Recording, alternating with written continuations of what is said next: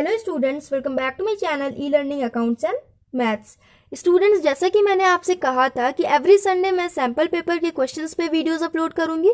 So students, today is Sunday, तो चलिए आज हम सैम्पल पेपर के क्वेश्चन सॉल्व करते हैं। आगे कुछ क्वेश्चंस एमसीक्यू हैं एंड उसके बाद लॉन्ग लॉन्ग क्वेश्चंस है। तो आज हम सारे एमसीक्यू क्वेश्चन सॉल्व करेंगे, उसके बाद नेक्स्ट वीडियो में हम लॉन्ग क्वेश्चंस करेंगे।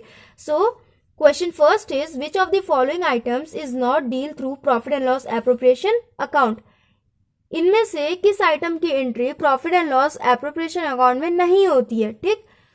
सो the option A is interest on partners loan, option C interest on partners. यहाँ सिर्फ इंटरेस्ट ऑन पार्टनर्स लिखा है, ऐसी तो कोई एंट्री है ही नहीं, तो यहाँ पे ये मिसप्रिंट हो गया होगा। स्टूडेंट्स, यहाँ इंटरेस्ट ऑन पार्टनर्स कैपिटल बना लो या फिर इंटरेस्ट ऑन पार्टनर्स ड्रॉइंग बना लो।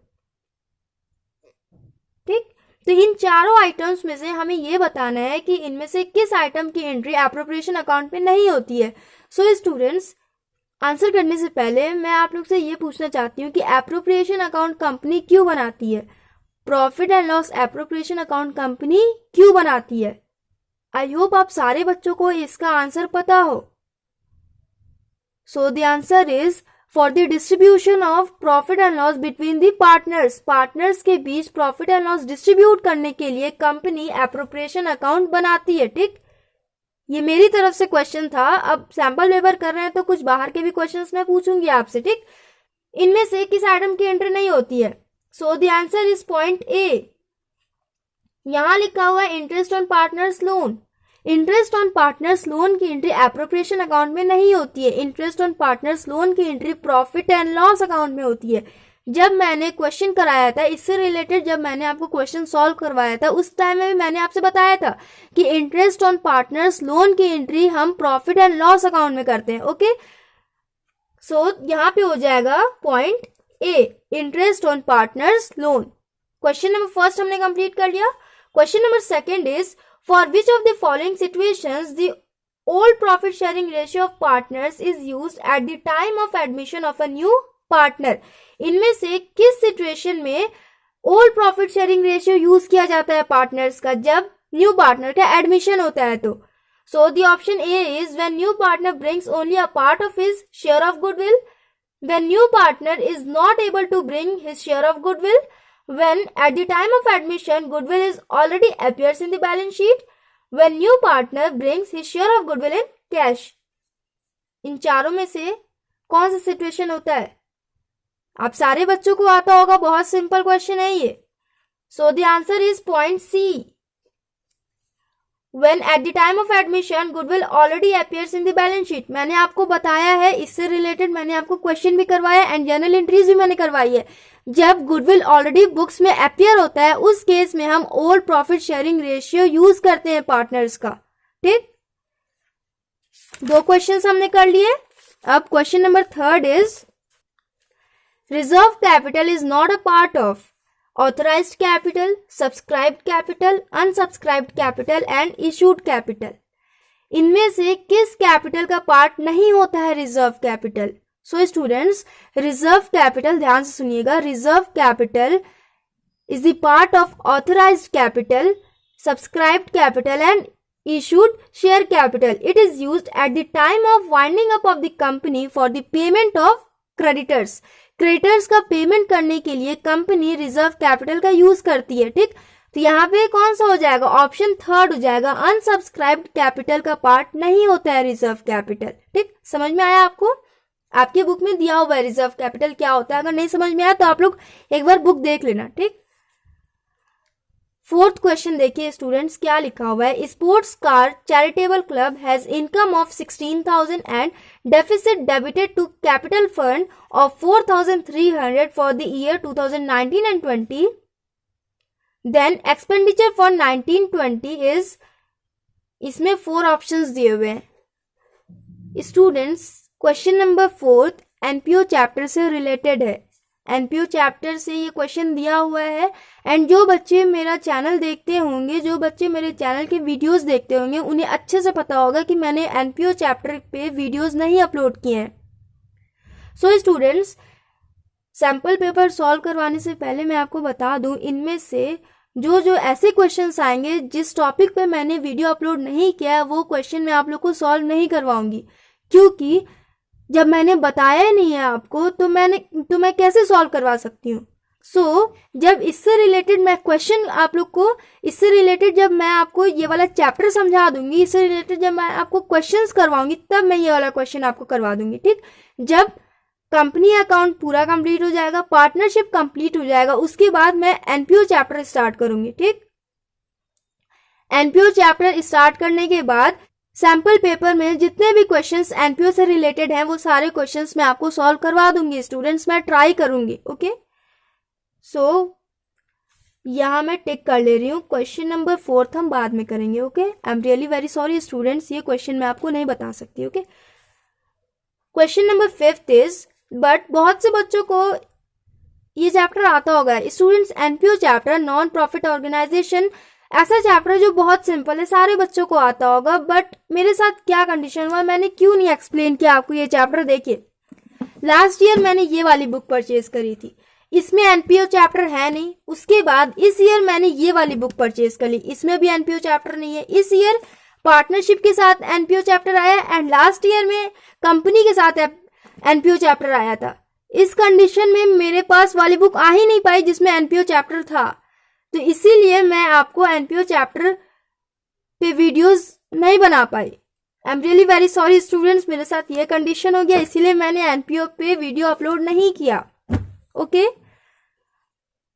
अब जब मैं ये दोनों बुक कंप्लीट करवा लूंगी तब मैं ट्राई करूंगी कहीं से मिल जाए एनपीओ चैप्टर वाली बुक। ओके, चलिए नेक्स्ट क्वेश्चन करते हैं। Question number 5, at the time of dissolution of partnership firm, ये question dissolution of partnership firm का है।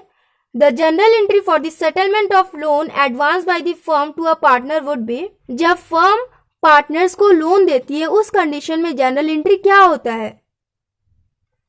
General entry for the settlement of loan advance by the firm to a partner, firm ने partner को loan दिया, उस condition में entry क्या बनेगी। Option A is bank account debit to loan to partner account, option B is loan to partner account to bank account, option C is realisation account debit to loan to partner account and option D none of these, इनमें से कोई नहीं। सो the answer is, मैं आप लोग को explain करूंगी। Okay students, जब कोई भी फर्म पार्टनर्स को लोन देती है तो फर्म का एक्सपेंस होगा। अभी आप भूल जाइए कि आपने डिसोल्यूशन में क्या पढ़ा था, सिंपल आपको जर्नल एंट्री बनानी है। ठीक, जर्नल एंट्री बनाना टफ नहीं होता है, बहुत सिंपल होता है। जर्नल एंट्री याद नहीं करना पड़ता, ये अपने आप बन जाता है स्टूडेंट्स। तो डिसोल्यूशन चैप्टर से है, अगर जिन बच्चों को डिसोल्यूशन चैप्टर नहीं आता होगा वो डरे मत, बहुत सिंपल है ये एंट्री। अब बस इतना सुनिए कि कोई भी फर्म अगर किसी पार्टनर को लोन देगी तो फर्म का एक्सपेंस होगा एंड एक्सपेंसेस की एंट्री हम किस साइड में करते हैं, डेबिट साइड में। तो डेबिट में हम क्या लिखेंगे, एंड फर्म जब पेमेंट करती है तो फर्म कैश पेमेंट नहीं करती है, फर्म बैंक के थ्रू पेमेंट करती है, मतलब पेमेंट करती है या फिर किसी को लोन देती है कुछ भी तो बैंक के थ्रू करती है। ठीक, तो फर्म जब पार्टनर को लोन देगी तो फर्म का एक्सपेंस होगा एंड बैंक के थ्रू देगी तो यहां हो जाएगा बैंक अकाउंट डेबिट, एक्सपेंसेस की एंट्री हम डेबिट में करते हैं। जिस पार्टनर को लोन देगी उस पार्टनर का इनकम होगा, पार्टनर लेगा तो पार्टनर का इनकम होगा, इनकम की एंट्री हम किस साइड करते हैं, क्रेडिट साइड में। तो यहां हो जाएगा to loan to partners account, entry इसकी ये बनेगी। इन चारों में देखें एंट्री मैच कर रही है। So the answer is point A, bank account debit to loan to account. समझ में आया, मैंने आपको एंट्री एक्सप्लेन किया ना। क्वेश्चन नंबर 5 हमने कंप्लीट कर लिया। क्वेश्चन नंबर 6 देखिए, a company forfeited 4000 shares of ₹10 each. Forfeiture of shares से ये क्वेश्चन है। सो जो स्टूडेंट्स मेरे वीडियोस देख रहे होंगे उन्हें अच्छे से मालूम होगा कि अभी मैंने फॉरफीचर ऑफ शेयर वाला वीडियो एक्सप्लेन नहीं किया है, इस पे मैंने वीडियो नहीं बनाया है। अभी हम उस चैप्टर में ओवर सब्सक्रिप्शन पढ़ा रहे हैं। ओवर सब्सक्रिप्शन के लास्ट 2 क्वेश्चंस रह गए हैं, वो भी मैं कल तक अपलोड कर दूंगी। उसके बाद हम फॉरफीचर ऑफ शेयर वाला टॉपिक स्टार्ट करेंगे। सो नेक्स्ट नेक्स्ट संडे को मैं आप लोग को ये वाला क्वेश्चन का सॉल्यूशन बताऊंगी। जब मैंने आपको एक्सप्लेन किया नहीं है तो मैं कैसे बता सकती हूँ students, I am really very sorry. ये मैं आपको नेक्स्ट संडे को बता दूंगी, डोंट वरी। क्वेश्चन नंबर 7 देखिए, on the basis of following data how much final payment will be made to a partner on firm's dissolution. On the following data, on the basis of following data, ये जो data दिया हुआ है इसकी basis पे हमें partner का final payment calculate करना है। फर्म डिसोल्यूशन का क्वेश्चन है ये। कोई फर्म डिसॉल्व हो रही है, उस कंडीशन में किसी पार्टनर का फाइनल पेमेंट हमें कैलकुलेट करना है। यहाँ पे जो इंफॉर्मेशन दिया हुआ है उस इंफॉर्मेशन के through credit balance of capital account of a partner was 50,000। Partner का क्रेडिट बैलेंस,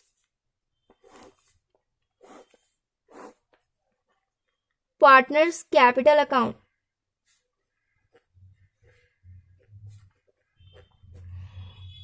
इस पार्टनर का कैपिटल अकाउंट का क्रेडिट बैलेंस शो कर रहा है 50,000 by balance BD 50,000।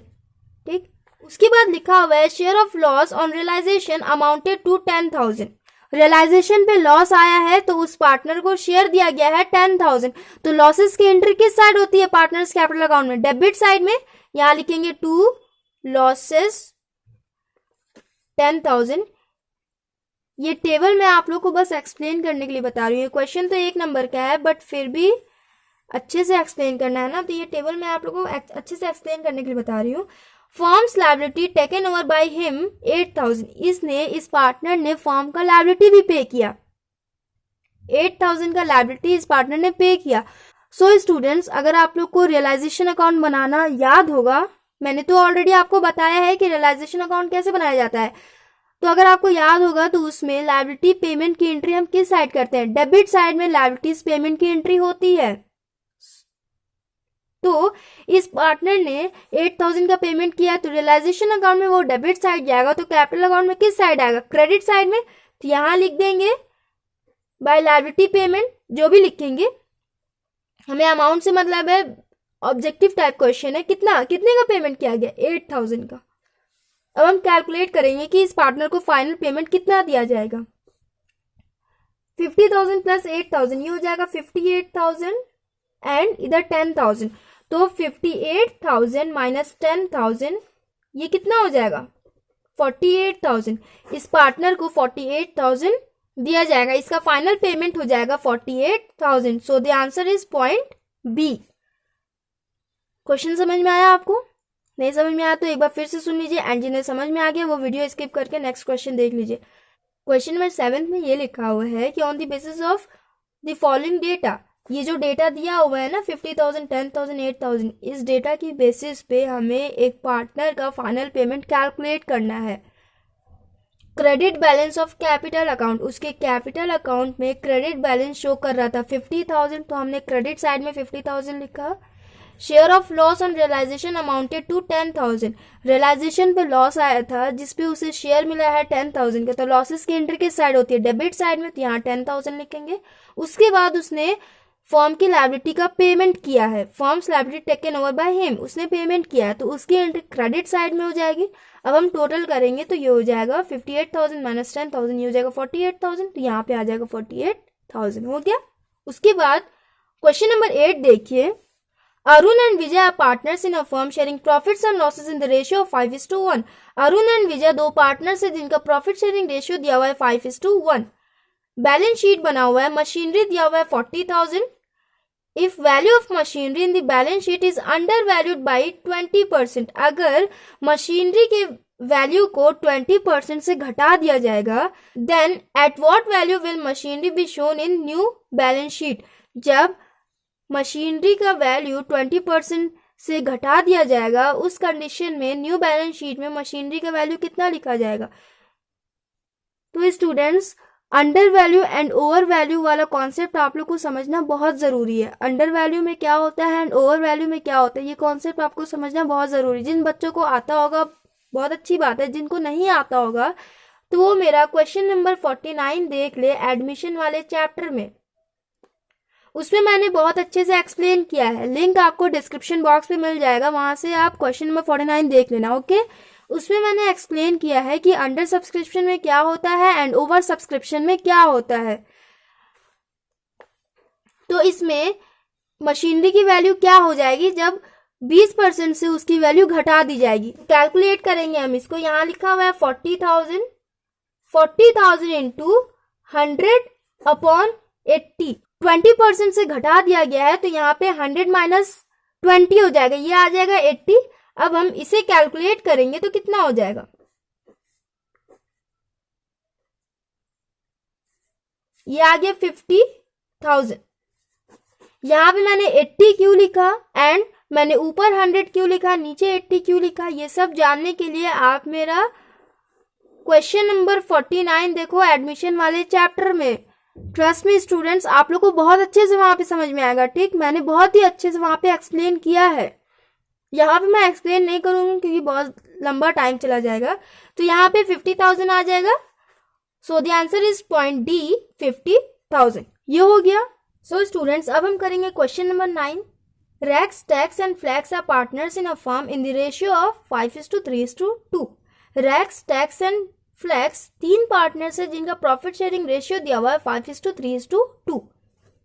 As per their partnership agreement, the share of deceased partner is to be calculated on the basis of profits and turnover of previous accounting year. Students, ये death of a partner का question है। Okay, तो जब आपने वो topic पढ़ा होगा तो उसमें प्रॉफिट कैलकुलेट करने के 2 मेथड दिए थे ना आपके बुक में। First method is time basis and second method is turnover और सेल्स बेसिस। तो यहाँ पे डिजीज पार्टनर का प्रॉफिट किस मेथड से कैलकुलेट किया जाएगा, यहाँ लिखा हुआ है on the basis of profits and turnover of previous accounting year, मतलब टर्नओवर और सेल्स बेसिस से यहाँ पे कैलकुलेट करना है।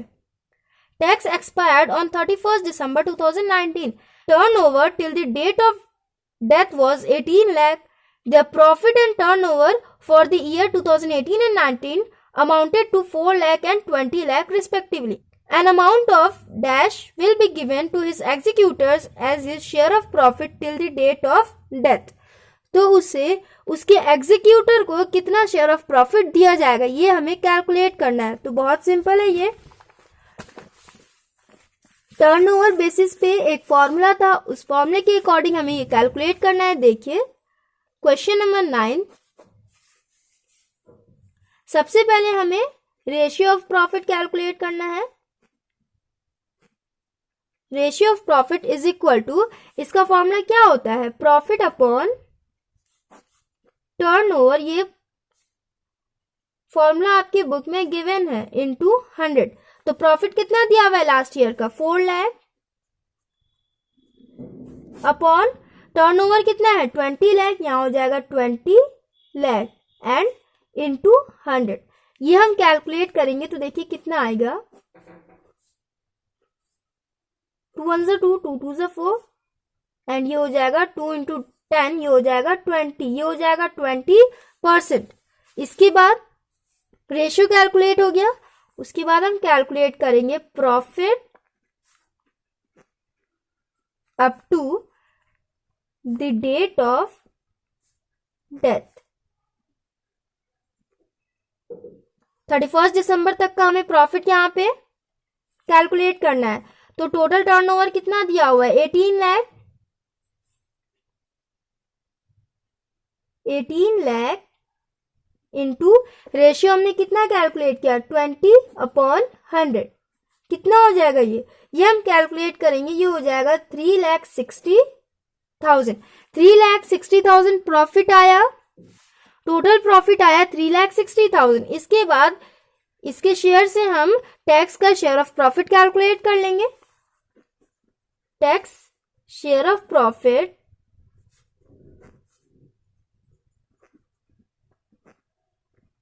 Is equal to 3,60,000 into share of profit, इसका कितना है 3/10 है ना, 3/10, ये हो जाएगा 1,08,000। आंसर आया हमारा 1,08,000। यहाँ क्या हम लिख देंगे, यहाँ हम लिख देंगे 1,08,000। ये हो गया। क्वेश्चन नंबर 9 हमने कंप्लीट कर लिया। उसके बाद देखिए क्वेश्चन नंबर 10 हम करेंगे। रिटायरमेंट और death of a partner will create a situation for the continuing partners which is known as retirement और डेथ ऑफ अ पार्टनर। इसका क्या मतलब है स्टूडेंट्स? थ्योरी बेस्ड क्वेश्चन है ये, बहुत ध्यान से आप लोग सुनिएगा। मान लेते हैं 4 पार्टनर्स हैं ए, बी, सी एंड डी। ये चारों पार्टनर्स हैं पार्टनरशिप फर्म के, ओके, जिनमें से ए का डेथ हो गया एंड बी रिटायर हो गया, ओके। 4 पार्टनर्स थे जिसमें से ए का डेथ हो गया एंड बी रिटायर हो गया, बचे कितने? सिर्फ 2 पार्टनर्स रह गए। सो जो कंपनी 4 पार्टनर्स मिलके चला रहे थे, अब सिर्फ 2 पार्टनर्स को चलाना पड़ेगा, क्योंकि एक तो रिटायर हो गया एंड सेकंड बंदा मर गया, सेकंड बंदे का डेथ हो गया। तो इस कंडीशन में एक सिचुएशन क्रिएट हो जाती है, उस सिचुएशन को हम कहते हैं dissolution of partnership. So the answer is point A, dissolution of partnership. इस कंडीशन में पार्टनर्स अपना पार्टनरशिप खत्म कर देते हैं, ओके। क्वेश्चन नंबर 10 तक हमने कंप्लीट कर लिया। अब हम करेंगे question number 11। So the question number 11 is A, B and C are partners. A, B and C 3 partners है। सी एक्सपायर्ड ऑन 18 दिसंबर 2019। सी का डेथ हो गया 18 दिसंबर 2019 को and as per agreement surviving partners A and B directed the accountant to prepare financial statements as on 18 दिसंबर 2019। C के death होने के बाद सी का जिस दिन डेथ हुआ उस दिन ए एंड बी ने अपने अकाउंटेंट को डायरेक्ट किया, अपने अकाउंटेंट को उन्होंने ऑर्डर किया कि आप आज का आज, जिस दिन सी का डेथ हुआ उसी दिन ए एंड बी ने अपने अकाउंटेंट से कहा कि आप आज ही फाइनेंशियल स्टेटमेंट प्रिपेयर करिए। फाइनेंशियल स्टेटमेंट क्या होता है स्टूडेंट्स? फाइनेंशियल स्टेटमेंट्स में क्या क्या प्रिपेयर करने होते हैं? क्लास 11 में आपने फाइनेंशियल स्टेटमेंट पढ़ा है ना, उसमें कंपनी के profit and loss account, balance sheet, ये सारे अकाउंट्स प्रिपेयर होते थे। तो ए एंड बी ने अपने अकाउंटेंट से कहा कि आप आज फाइनेंशियल स्टेटमेंट बनाइए and accordingly the share of profit of C was calculated as 12 lakh. So financial statement बनाने के बाद सी जो डिजीज पार्टनर है जिसका डेथ हो गया, उसका प्रॉफिट, टोटल प्रॉफिट आ रहा है 12 lakh, okay. Which amount will be debited to transfer C share of profit? इनमें से किस अकाउंट में सी के प्रॉफिट को ट्रांसफर किया जाएगा? Option 1 is profit and loss suspense account, B profit and loss appropriation account, C profit and loss account and D none of these. देखिए students, financial statement तो ईयर के एंड में बनाया जाता है, बट इन दोनों पार्टनर्स ने कहा कि आप आज के आज ही फाइनेंशियल स्टेटमेंट बनाइए। तो इन चारों में से किस अकाउंट में सी के प्रॉफिट को शो किया जाएगा? So the answer is point B, profit and loss appropriation account. क्यों एप्रोप्रिएशन अकाउंट में शो किया जाएगा? तो एप्रोप्रिएशन अकाउंट क्यों कंपनी प्रिपेयर करती है? पार्टनर्स को प्रॉफिट एंड लॉस डिस्ट्रीब्यूट करने के लिए तो एप्रोप्रिएशन अकाउंट बनाया जाता है ना, इसीलिए यहाँ पे profit and loss appropriation account होगा।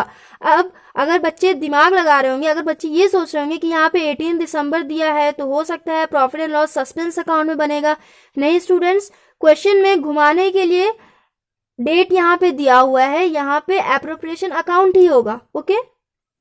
क्वेश्चन नंबर 11 भी हमने कंप्लीट कर लिया। Question number 12 is E, F and G are partner sharing profits in the ratio of 3:3:2। E, F and G ये तीनों पार्टनर्स है, तीनों का प्रॉफिट शेयरिंग रेशियो दिया हुआ है 3:3:2।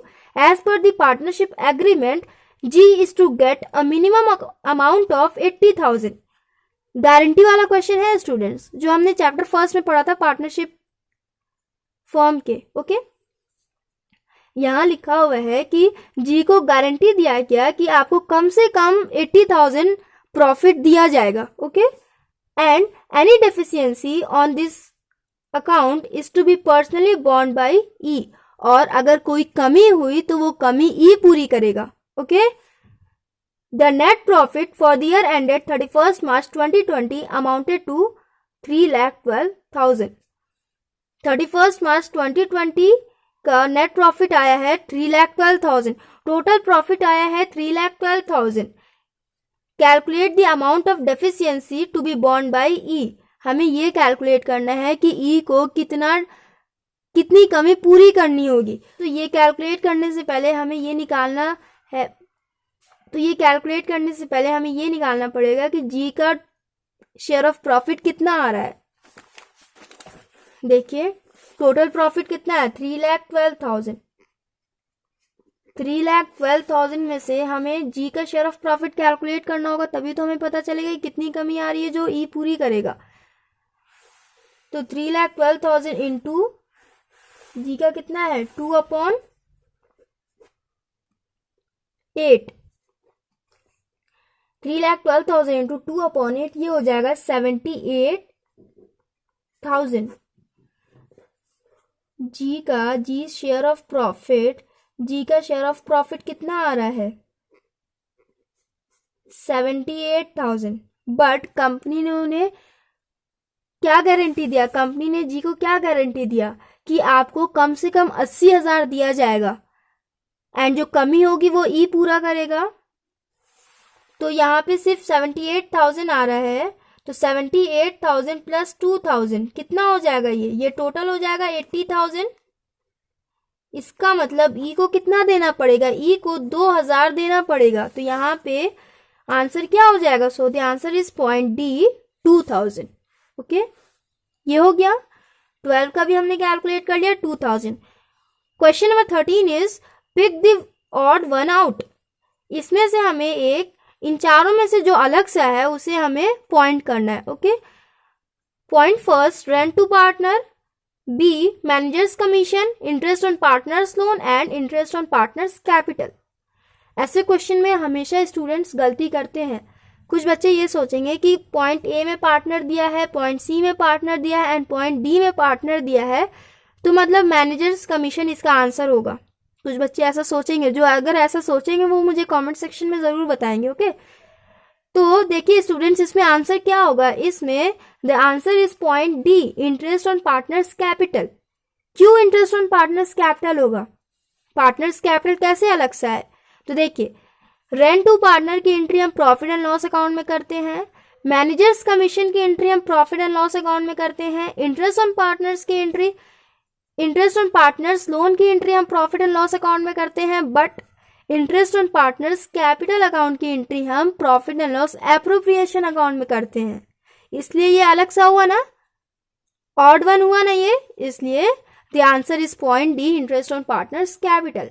इंटरेस्ट ऑन कैपिटल की एंट्री होती है प्रॉफिट एंड लॉस अकाउंट में, इंटरेस्ट ऑन पार्टनर्स कैपिटल की एंट्री होती है profit and loss appropriation account में। Okay, so students question number 13 तक हमने कंप्लीट कर लिया। उसके बाद लॉन्ग क्वेश्चंस हैं, 3-4 नंबर के क्वेश्चंस हैं, तो ये सारे क्वेश्चंस हम नेक्स्ट वीडियो में करेंगे। बट क्वेश्चन नंबर 14 एनपीओ से रिलेटेड क्वेश्चन है, तो मैंने आपको स्टार्टिंग में ही बताया, जब मैं एनपीओ चैप्टर बताऊंगी उसके साथ साथ मैं ये क्वेश्चंस भी आप लोग को सॉल्व करवा दूंगी। Okay, so students next video में हम क्वेश्चन नंबर 15 से करेंगे एंड क्वेश्चन नंबर 6 का सॉल्यूशन भी मैं आपको बताऊंगी। Okay, so students if you like my video then please like, share and comment and do subscribe my channel. Thanks for watching.